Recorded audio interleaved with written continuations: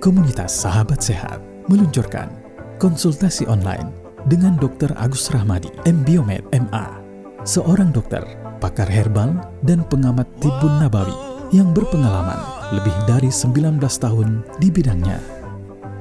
Dapatkan kemudahan konsultasi pribadi, solusi kesehatan Anda sesuai sunnah Nabi Muhammad SAW berdasarkan hadis dan medis, serta alternatif pengobatan herbal cukup dari rumah Anda.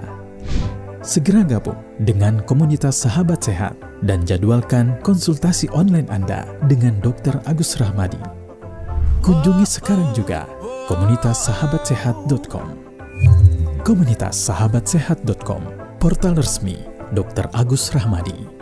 Persembahan Wihil dan klinik sehat untuk sehat Islami dan alami.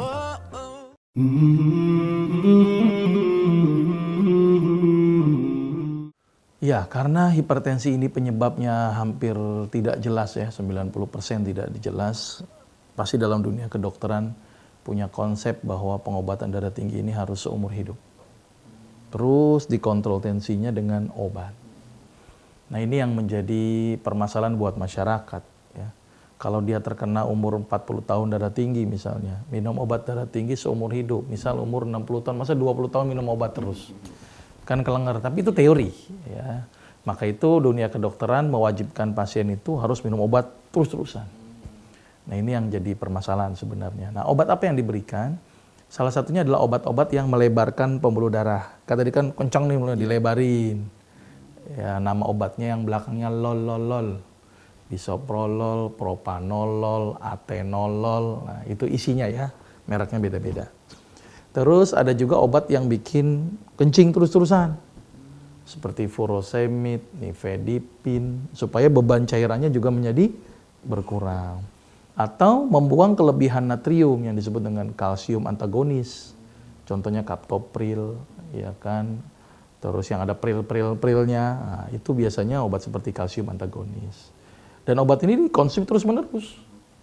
Nah, jadi ini yang menjadi permasalahan dalam dunia kesehatan kita. Kalau seandainya pasien atau penduduk Indonesia ini hipertensi semua, berapa banyak dana yang akan dikeluarkan untuk memberikan obat? Padahal bisa kok cara-cara sederhana. Dan prinsip penanganannya sama dengan prinsip-prinsip medis. Misalnya kayak tadi pembuluh darahnya kan keras ya, berarti longgarkan. Nah, ada beberapa mekanisme yang bisa melonggarkan pembuluh darah. Yang pertama adalah reduksi epinefrin tadi yang bikin dia ciut. Nah, bagaimana cara epinefrin bisa tereduksi? Tahajud. Nah, penelitian menunjukkan orang yang rajin sholat tahajud tuh epinefrinnya tereduksi dengan sempurna. Jadi tidak terlalu banyak diproduksinya gitu ya, karena orang yang tahajud menurunkan kadar kortisol turun, epinefrin juga akan turun. Satu. Yang kedua, lebarkan pembuluh darah dengan zat yang namanya beta endorfin. Nah, apa sumber beta endorfin dan bagaimana cara mengeluarkan beta endorfin? Pertama, perasaan bahagia.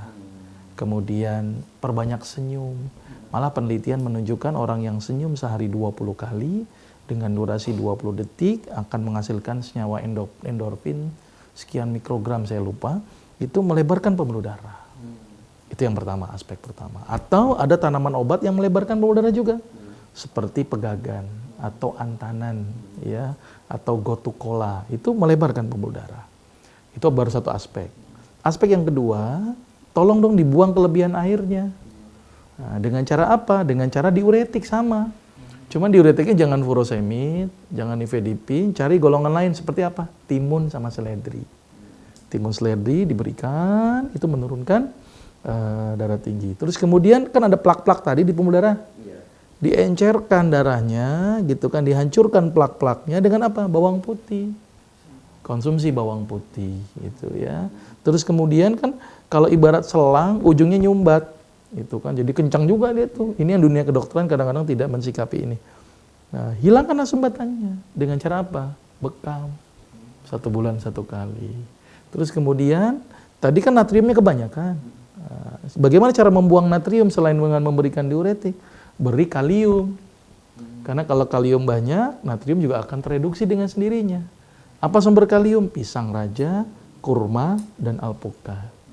Terus selebihnya pola-pola diet seperti biasa, kurangi garam gitu ya, kurangi lemak, kurangi minyak, dan kurangi santan. Stres juga, itulah salah.